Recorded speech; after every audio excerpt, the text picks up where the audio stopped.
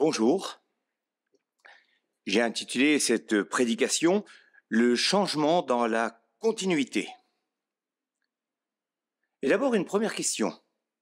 À qui Dieu a-t-il demandé « Enlève tes sandales de tes pieds car l'endroit où tu te trouves est saint ». Probablement que tu penses, et à juste titre, à Moïse, lorsque Dieu est apparu dans le buisson qui ne se consumait pas, dans Exode chapitre 3. Mais ce qu'on oublie souvent, c'est que la même chose a été demandée à un autre personnage très connu, comme déclaré dans le texte que nous allons lire maintenant, et pour lequel j'y ai trouvé toute son importance. Tu sais de qui il s'agit ? Nous allons lire donc Josué chapitre 5, versets 13 à 15. Josué 5, versets 13 à 15, où il est dit « Comme Josué était près de Jéricho, il leva les yeux et regarda. Voici qu'un homme se tenait debout devant lui, son épée dégainée dans la main. Josué alla vers lui et lui dit « Es-tu pour nous ou pour nos ennemis ?» Elle répondit « Non, je suis le chef de l'armée de l'Éternel. J'arrive maintenant. » Josué tomba le visage contre terre, adora et dit « Que dit mon Seigneur à son serviteur, le chef de l'armée de l'Éternel, dit à Josué, enlève tes sandales de tes pieds, car l'endroit où tu te tiens est saint. » Josué se conforma à cet ordre. Jusque-là, Josué était sous les ordres de Moïse et dans son cercle très restreint. Mais là, il va devenir le chef du peuple à la place de Moïse. C'est un grand changement pour lui, mais sans changement pour le peuple, puisque Josué devra garder le cap de Dieu pour le peuple, cap déjà donné par Dieu à l'époque d'Abraham. C'est ce que j'appelle le changement dans la continuité.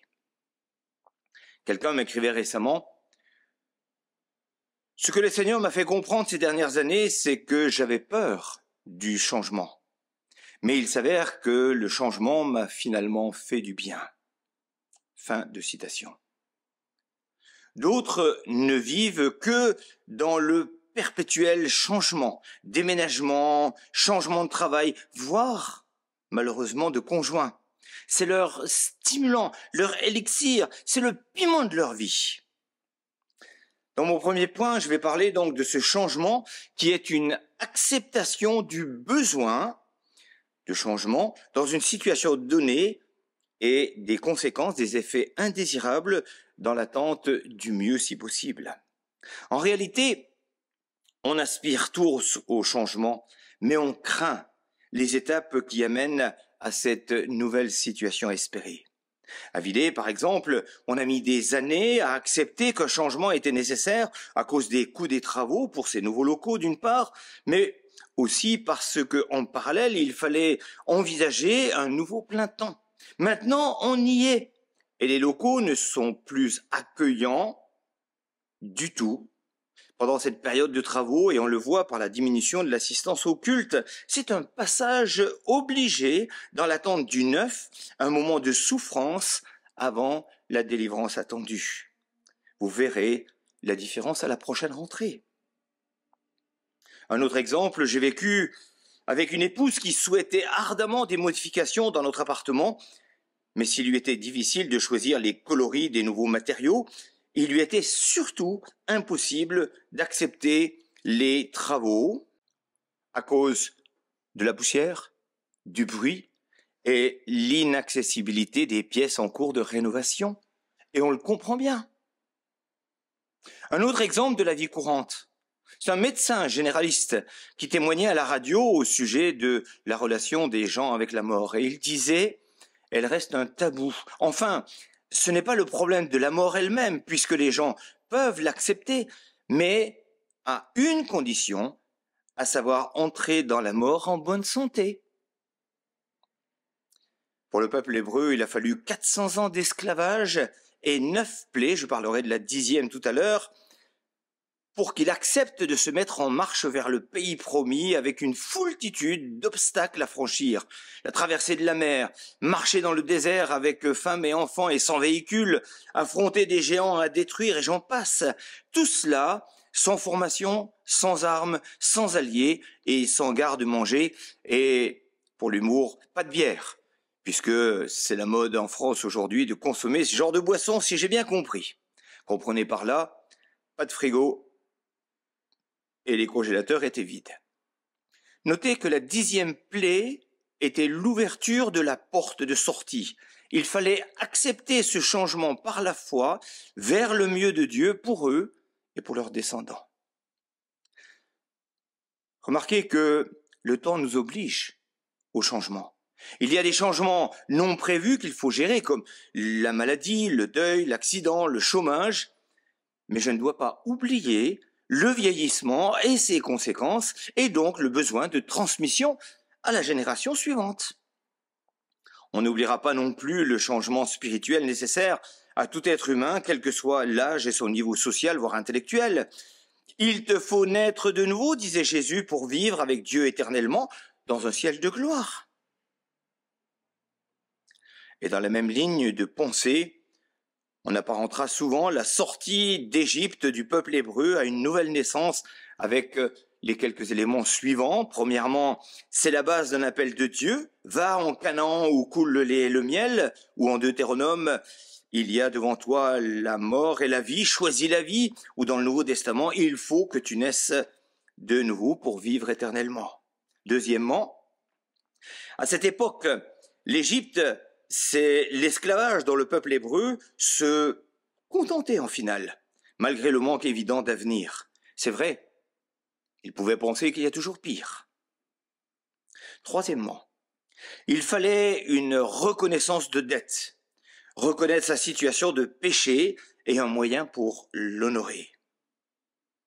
La vie d'un agneau sans tache et sans défaut a suffi pour Dieu, alors il a suffi pour eux et pour nous.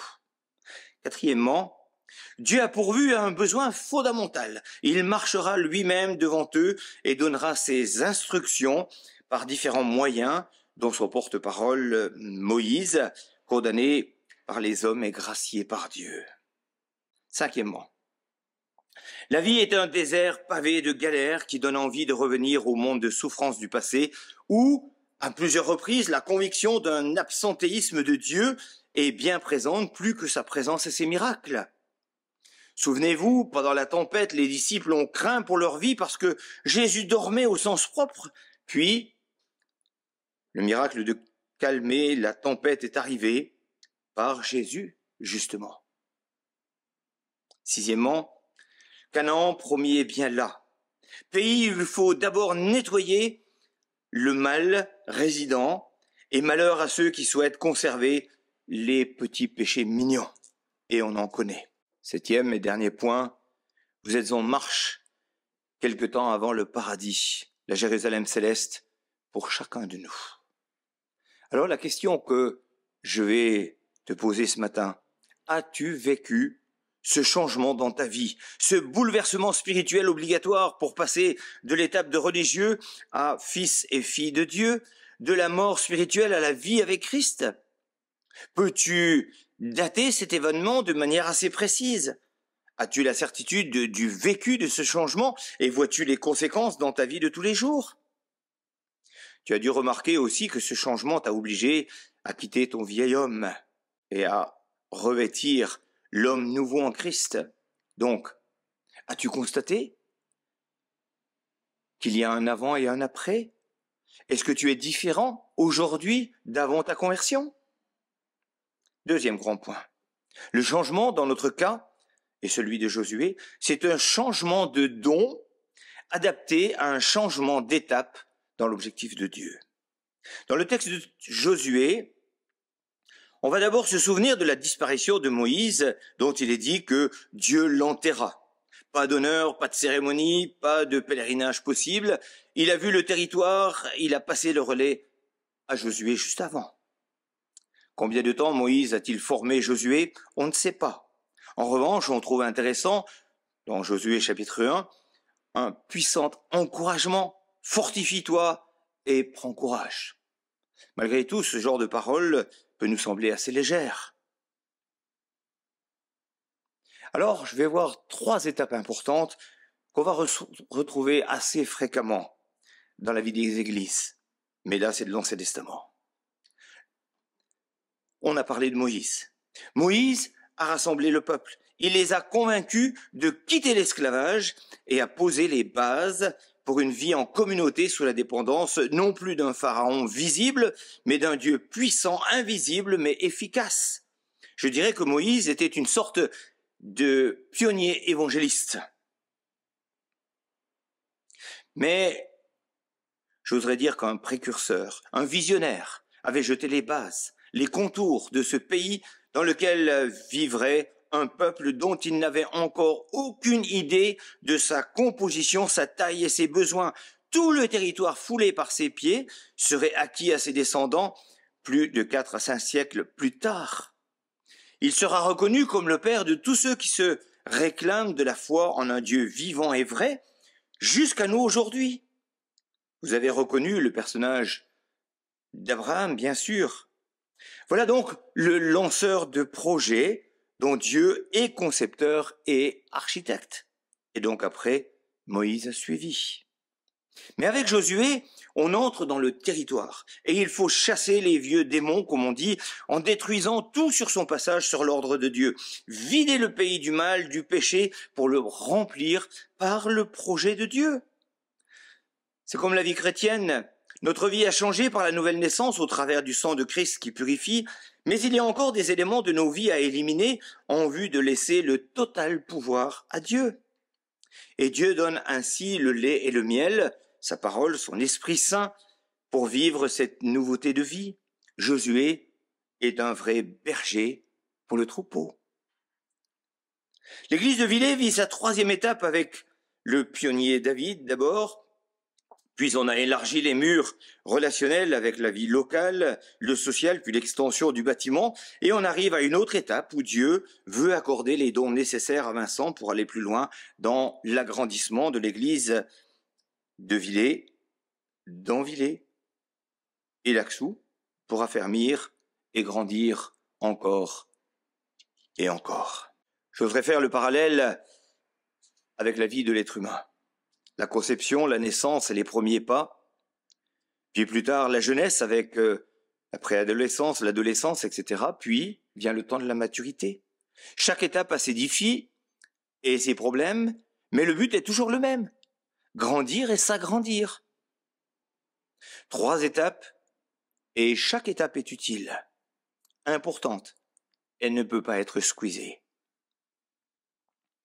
Mais toutes les 3 doivent rester vers le but fixé par Dieu lui-même, sans recherche d'intérêt humain personnel ou de groupe. Allons plus loin. Moïse a travaillé Josué. Il a aussi travaillé avec Josué, sans savoir quand il serait son successeur, et sans savoir non plus qui serait repris le premier par le Seigneur. La logique du départ du plus vieux pour la patrie céleste n'est pas toujours valable, et on le sait très bien. Mais une petite chose que je vais signaler maintenant et dont il faut se souvenir et qu'on rate assez souvent. Dieu a appelé Moïse dans le buisson ardent et il fallait pour s'approcher de ce buisson qu'il se déchausse parce que le lieu était saint. Moïse devait être conscient qu'il parlait directement avec Dieu. Un Dieu 3 fois saint. Pourquoi cet événement ? Exode 3, versets 9 à 13, nous en dit un peu plus. « Voici, les cris d'Israël sont venus jusqu'à moi, et j'ai vu l'oppression que leur font souffrir les Égyptiens. Maintenant va, je t'enverrai auprès de Pharaon, et tu feras sortir d'Égypte mon peuple, les enfants d'Israël. » Moïse dit à Dieu, « Qui suis-je pour aller vers Pharaon et pour faire sortir d'Égypte les enfants d'Israël ?» Mais Dieu dit, « Je serai avec toi, et ceci sera pour toi le signe que c'est moi qui t'envoie. Quand tu auras fait sortir d'Égypte le peuple, vous servirez Dieu sur cette montagne. » Moïse dit à Dieu, « J'irai donc vers les enfants d'Israël et je leur dirai, le Dieu de vos pères m'envoie vers vous. » Moïse avait besoin d'une parole forte de la part de Dieu qui l'assurerait de sa présence dans cette étape difficile, vu son lourd passé en Égypte, ainsi que pour la gestion de plus de 2 millions de personnes vers ce pays promis. Dans ce passage de Josué 5, qui est donc cet ange que Josué va adorer, sinon Dieu lui-même, puisqu'on n'adore que Dieu seul? Josué a compris qu'il était, comme son formateur l'avait été, en présence de Dieu, qui plus est s'est montré comme le chef de l'armée qui allait combattre avec lui Jéricho d'abord, puis l'ensemble du territoire. Josué était un homme de confiance, un homme de foi. Il s'est fait tester et remarquer positivement en tant qu'espion avec Caleb, contrairement aux 10 autres.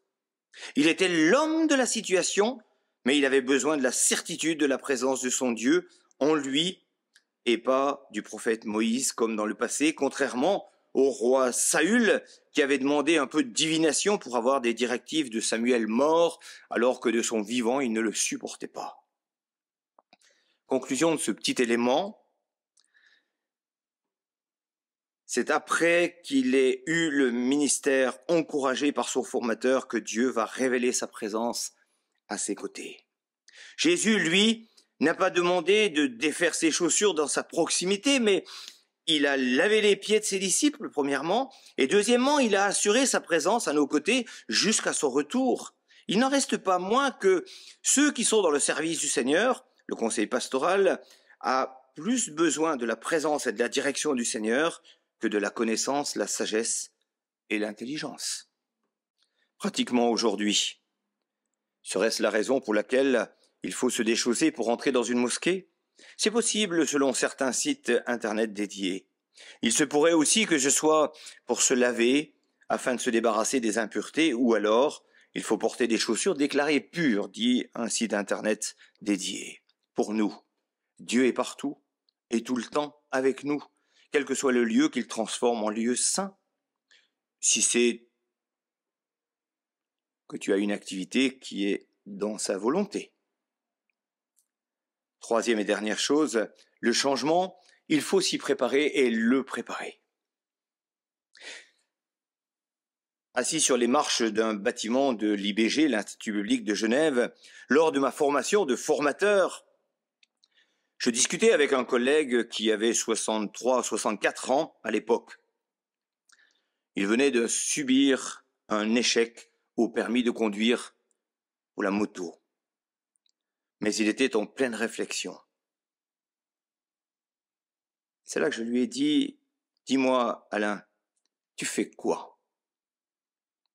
C'est ton permis qui te met dans cet état ?»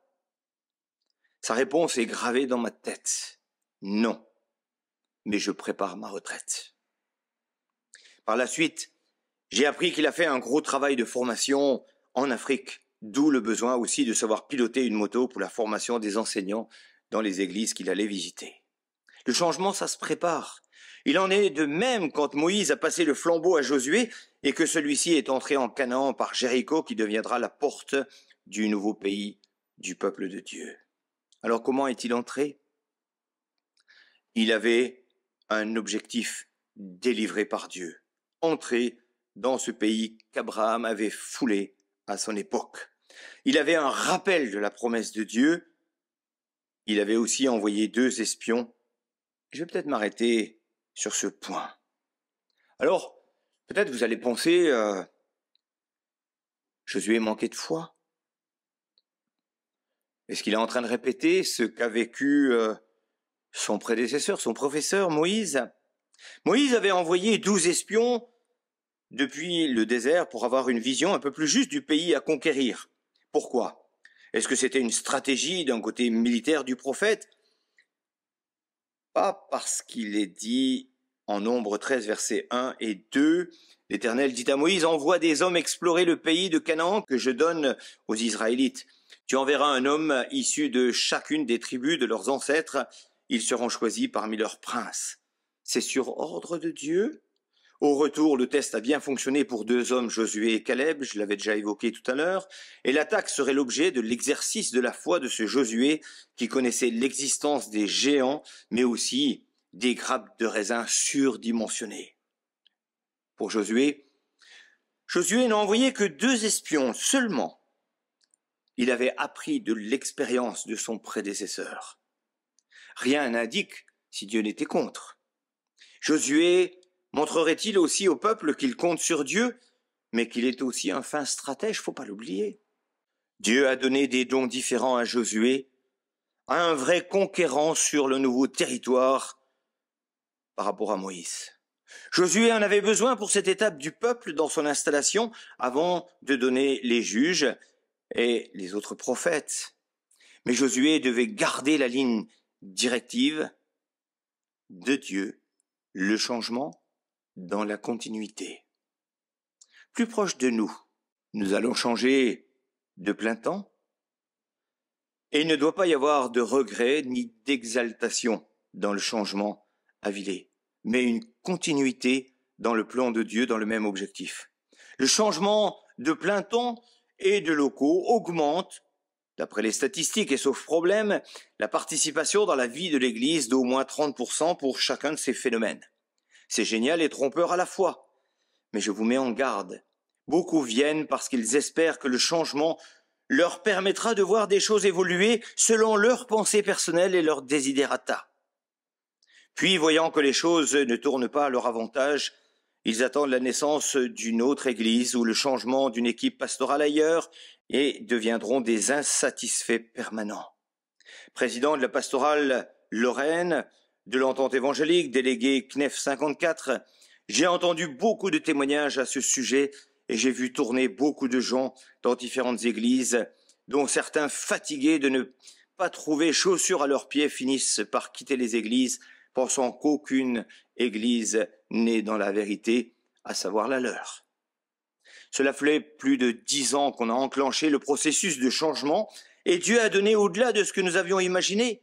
Beaucoup de combats pour en arriver là et il y en aura encore devant vous, mais le projet en place est vraiment chouette. C'est une grâce de Dieu sans aucun doute possible.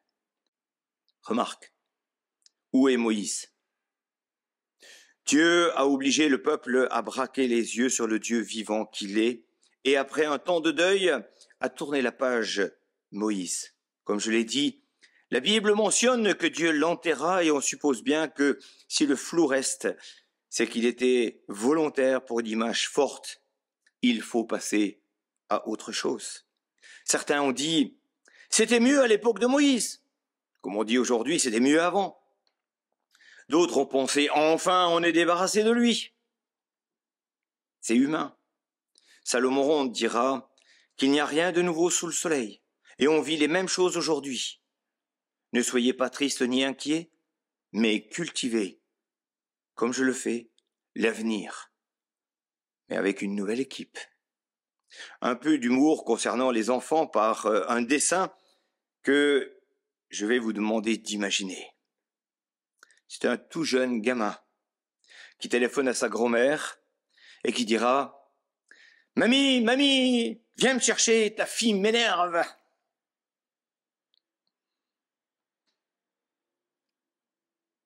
C'est ma dernière prédication à Villers en tant que plein temps dans l'église. J'y reviendrai, ou pas, en tant qu'invité, suivant qu'on le fera à mon égard. J'aimerais vous remercier. Merci de m'avoir accompagné jusqu'à aujourd'hui, d'avoir prié pour moi, pour ma famille. Merci de m'avoir soutenu financièrement. Merci de votre pardon pour mes fautes, pour mes failles. Merci pour ce que vous êtes et pour tout ce que nous avons vécu ensemble depuis de nombreuses années.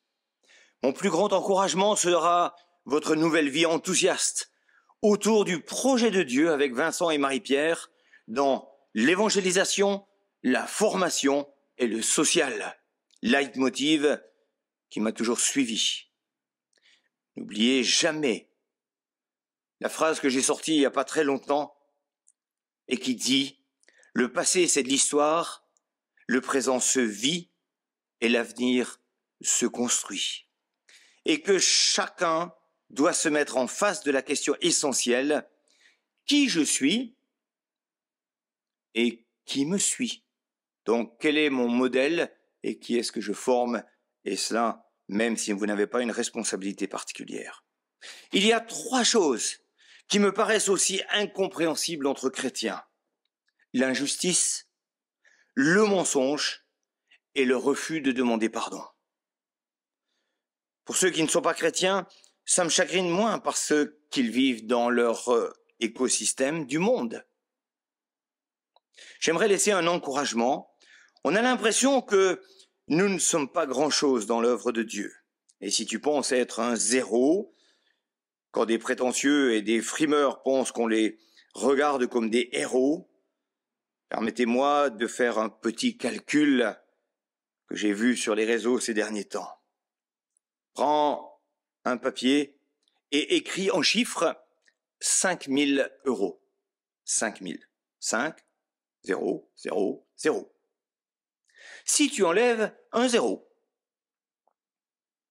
il reste 500. Tu es d'accord? Donc, en enlevant le zéro, ça fait 5 000 moins 500, ça fait 4 500. L'humoriste conclura que 0 égale 4 500 euros. C'est un collègue qui disait « Un zéro tout seul ne vaut rien. Mais s'il est derrière le 1, qui est Christ, il a une grande valeur puisqu'on est passé à 10 unités. Et si on ajoute 5 ou 8 zéros entre le 1 et moi qui suis un zéro, on est alors passé au million, puis au milliard. Le zéro a de la valeur, tout dépend de là où il est placé, et notamment pas devant Christ, mais derrière Christ. Que Dieu vous bénisse tous comme il l'a fait par le passé, jeunes et vieux, que Dieu nous permette de nous réjouir ensemble pour les années à venir. Mon ministère va changer et vous le savez. Beaucoup d'entre vous n'étaient pas surpris de ce changement qui ne sera pas un arrêt des activités. Je serai prédicateur itinérant. J'ai commencé à répondre à l'appel qui m'a été fait d'écrire des feuillets de calendrier biblique et dont les premiers paraîtront en 2026. Je vais continuer mes interventions à la radio RCF et je vais assurer la communication à leur demande dans une association familiale dans laquelle j'ai œuvré pendant des années comme président dans ma ville de Vendeuvre. Mais le conseil d'église m'a demandé de poursuivre ma mission de suivi des travaux de l'église à Villers. Je resterai donc membre, mais sans participation aucune à la vie d'église, et je me suis engagé à ne pas parler de gestion de la vie d'église de Villers à partir du 1er septembre 2024, soit dimanche prochain, pour laisser le champ libre complètement à mon successeur, et je prie pour lui. J'ai aussi transféré toutes mes responsabilités de délégué CNEF 54, mes responsabilités dans l'entente, à la librairie Équilibre, à Respérance et j'en passe. Je suis heureux qu'enfin, l'entente et le CNEF 54 soient devenus une seule entité maintenant, que Dieu nous bénisse tous, chacun dans son ministère et ensemble autour du projet de Dieu. Amen.